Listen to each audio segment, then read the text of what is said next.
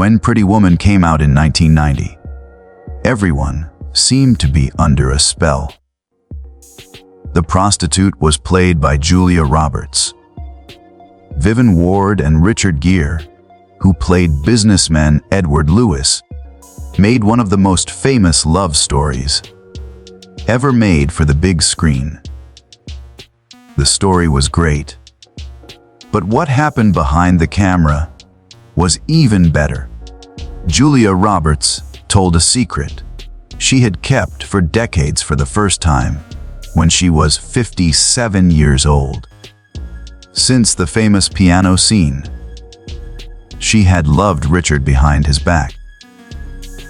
And I kept that feeling a secret my whole life. Julia recently talked about the most real moments that happened behind the scenes in an interview. She said there were jokes, looks, and an unnameable flutter between two people living in a made-up world who understood each other better than anyone else. I tried not to tell Richard how I felt because he was like a brother or father to me. I never had the guts to admit it. I think it's time to tell now. Have you ever thought about what went on behind the scenes of Pretty Woman? Richard Gere and Julia Roberts, did they ever really feel a spark? Today's movie will show us more about the beautiful Julia Roberts' life.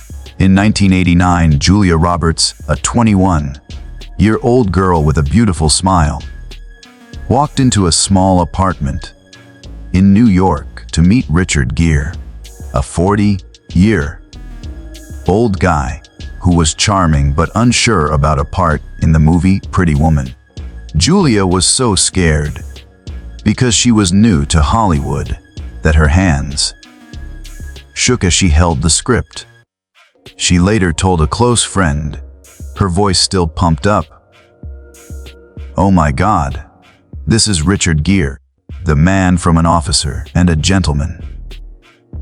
How am I going to convince him?"